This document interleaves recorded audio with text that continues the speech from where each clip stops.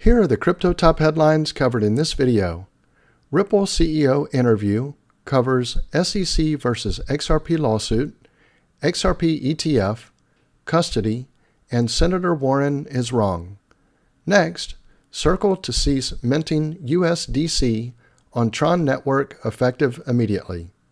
Also, Crypto Advocacy Group calls on Senate Banking Chair not to support Elizabeth Warren's AML bill. Welcome to Crypto Top Headlines, where there's no clickbait thumbnails or titles and no speeches on my opinions, just bringing crypto's news to you. We are a new channel here on YouTube and would greatly appreciate it if you would click on the like and subscribe buttons as well as the notification bell. It does help support the channel, so thank you in advance for doing so. Now, on to these headlines. Our first top headline is an interview by Ripple's CEO Brad Garlinghouse. It's worth kind of going back to your case with the SEC first, because you are far along, and as we sit here today on February 20th, how would you describe how the dispute has changed? Well, look, I think for whatever reason, the SEC decided to make Ripple their first major case around this. And look, the reality prior to the case, we had been advocating for more clarity around the rules and regulations. And the good news has been other countries around the world have leaned into that and codified what should the rules and regulations, what's unique about crypto that needs to be changed. The SEC, frankly, has just hired more litigation that, what we call regulation through enforcement. And it really just started suing lots of people. And what's unfortunate is they have lost consistently. They lost the Ripple case on everything they cared about. I mean, even the soundbite you just had up, your Chair Gensler is saying that a lot of these are securities. What the courts have said in the cases they have brought, and certainly the case with Ripple and the token XRP, the court determined that XRP is not in and of itself a security. When do you think that this will finally no longer be an overhang for you guys? You're one of many companies that are fighting the SEC at this point in time, but when can you call this an all clear? And do you think that this will make it so far as to reach higher courts? Well, hard to predict whether it's going to reach higher courts. On everything we cared about, we won against the SEC. Will the SEC appeal and move it up the courts? We'll see. They sought approval to do what's called an interlocutory appeal. The courts denied that also. The case against me personally and Chris Larson personally was dismissed entirely with prejudice. So, look, from my point of view, the SEC has lost consistently. They lost the Grayscale case. I think if you're following the Coinbase case, that the tone from the judge is, I think, pretty skeptical about some of the SEC's arguments. It stops, I think, when the SEC either realizes they're losing consistently, or you have Congress lean in and writes new legislation. That's probably going to be hard in an election year. Maybe we'll see legislation around stablecoins this year, but I'm hopeful and we'll continue to advocate in Washington. Well, you mentioned the Grayscale case, Brad, and it's Kaylee in Washington. Obviously, that was pretty instrumental in ultimately the SEC granting approval to not just Grayscale's conversion to a spot ETF, GBTC that is, but spot Bitcoin ETFs more broadly. I'm sure you've seen there's buzz out there about potentially an XRP ETF being in the future. What do you make of that speculation? Well, Kaylee, good to see you. I think it only makes sense there will be other ETFs. It's a little like, in the earliest days of the stock market, you don't really want exposure to one stock or one company. You want to typically think about diversifying risk and what have you. And so I think we will see other ETFs. When we will see them is hard to predict. The sad reality of what we saw with the Bitcoin ETF is it was only because the courts forced the SEC's hand, and really Chair Gensler's hand, that we saw that finally come to fruition. And look, in my opinion, it makes these markets safer. It makes them more robust. And so this is good for the investment community to kind of lean into that. So you would welcome an XRP ETF then? We would certainly welcome it, and I think it's inevitable that there'll be, multiple ETFs around different tokens. And I think you'll even see ETFs potentially around baskets that also, I think, further diversify that risk. Given there's so much excitement around the ETF dynamic here, are you in talks with the largest issuers, particularly BlackRock, to get this done? Well, I'm not going to comment on that. I know BlackRock has said some things publicly. We think it makes sense for the XRP community overall. Ripple obviously is a very important stakeholder in the XRP ecosystem, but we're not the only player. And look, we've seen, before the SEC lawsuit, XRP was the second most valuable digital asset. I think because of the headwinds of that lawsuit, we've now seen that largely abate. But the long-term view on these things is about, how do you create utility and really solve real-world problems with these different digital assets? Bitcoin's doing that very well as a store of value.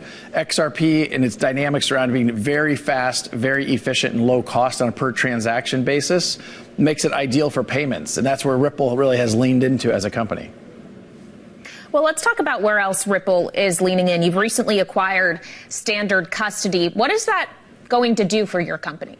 Well, look, we think there's some basic building blocks around crypto that are important to make crypto successful.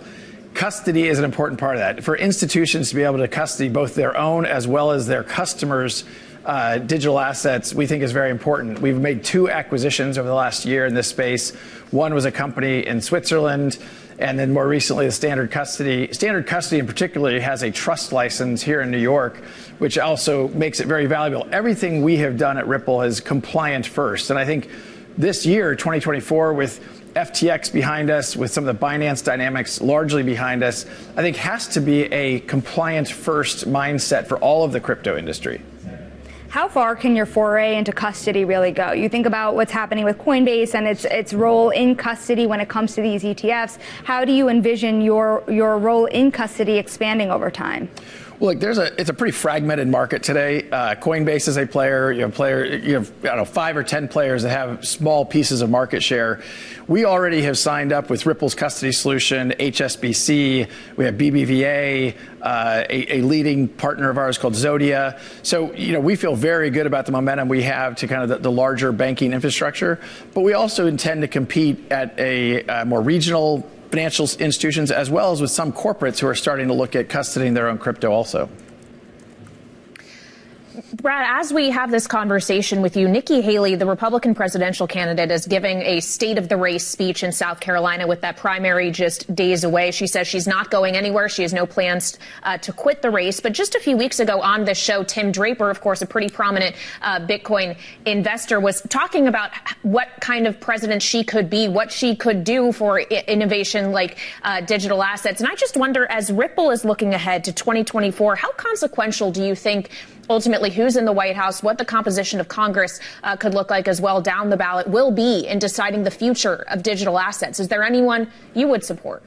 Well, look, at the most macro level, I think it's incredibly important that the U.S. regain a leadership position around crypto regulation. We are a laggard.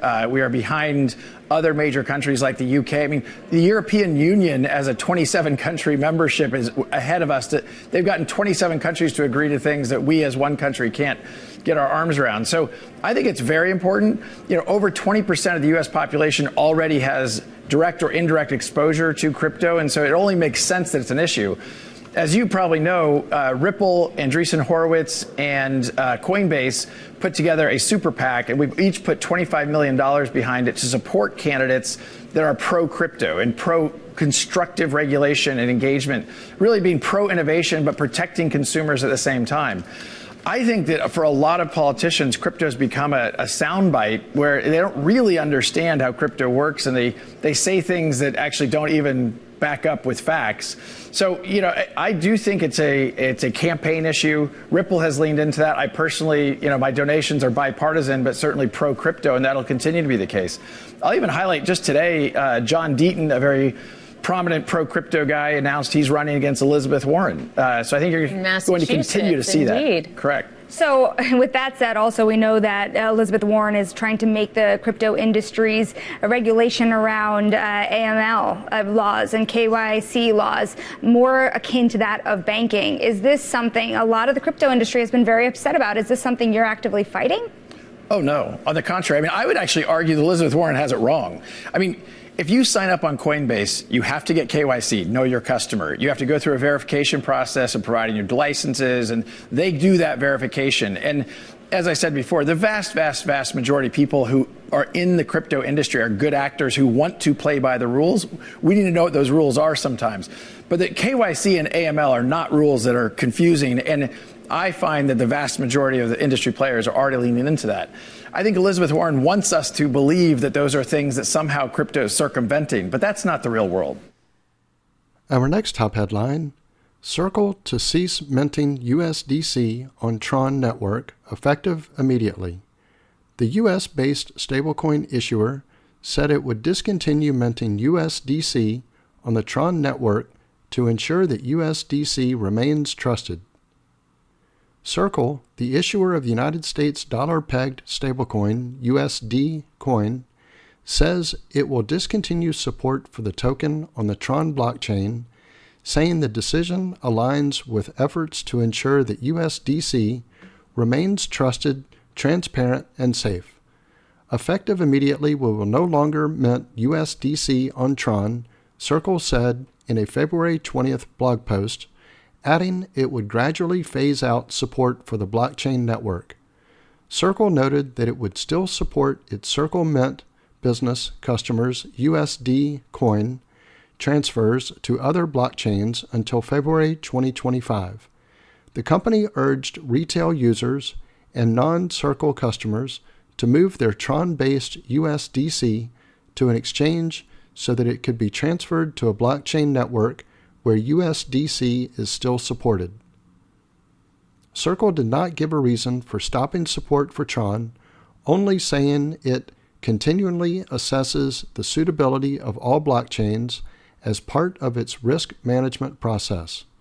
The firm added that the move to pull Tron support was the result of an enterprise-wide approach that involved the business organization, compliance, and other functions across our company.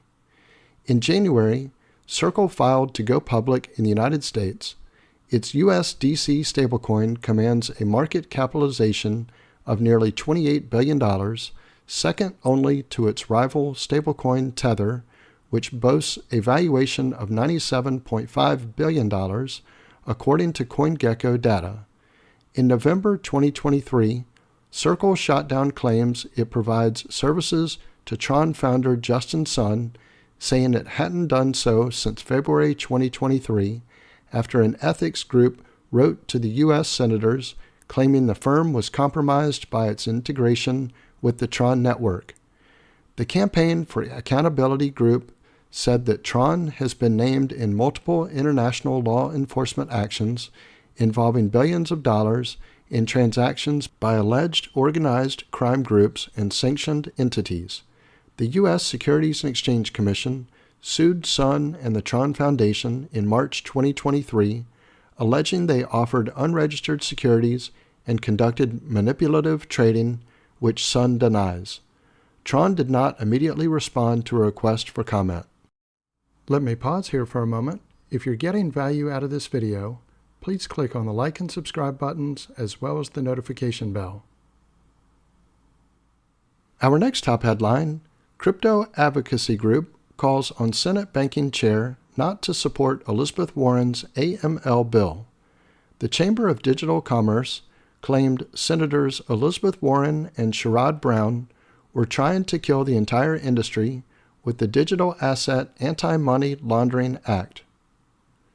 The Chamber of Digital Commerce, or CDC, a United States-based crypto advocacy group, has urged the chair of the Senate Banking Committee not to consider an anti-money laundering bill that has received criticism from many in the industry. In a February 20th X post, the CDC claimed Senator Elizabeth Warren and Senate Banking Committee Chair Sherrod Brown were trying to kill the entire digital asset industry by considering the Digital Asset Anti-Money Laundering Act, or DAAMLA. The Senate Banking Committee will hold hearings to potentially consider the bill, which CDC founder and CEO Perry-Ann Boring branded as a clear and present danger to U.S. national security and the broader economy in a letter to Brown. This bill, if passed, will erase hundreds of billions of dollars in value for U.S. startups and decimate the savings of countless Americans invested in this asset class legally, said Boring. It represents an effective prohibition on digital assets, setting forth compliance requirements that are not only impractical, but also unattainable for organizations tasked with securing blockchain infrastructure. The CDC CEO added, "Imagine an ink manufacturer tasked with tracking every individual who ever handles a single dollar bill printed with their ink across the entire globe. Such an absurd expectation underscores the impracticalities of the proposed legislation." The CDC is not alone in claiming the DAAMLA could potentially threaten U.S. national security by driving parts of the crypto industry overseas. On February 13th, the Blockchain Association sent a letter to Senator Brown and other U.S. lawmakers saying digital assets represented a strategic advantage to the United States. Senator Warren introduced the DAAMLA to the U.S. Senate in July 2023, roughly 3 months before Hamas launched an attack on Israel and put a brighter spotlight on terrorist financing. The legislation targets explicitly illicit uses of crypto assets for money laundering and financing terrorism. Many have criticized the proposed crypto bill for exaggerating digital assets in illicit activities and laying out impractical requirements for firms to follow. Senators Brown and Warren are both running for re-election in 2024 to represent Ohio and Massachusetts respectively for terms ending in 2031. On February 20th, crypto-friendly lawyer John Deaton announced he would run as a Republican and attempt to unseat Senator Warren. So this concludes our top headlines. If you haven't already done so, don't forget to click on the like and subscribe buttons, as well as the notification bell. Also, leave your thoughts in the comments and share this video with your friends and family. Thank you all for watching Crypto Top Headlines, bringing crypto's news to you.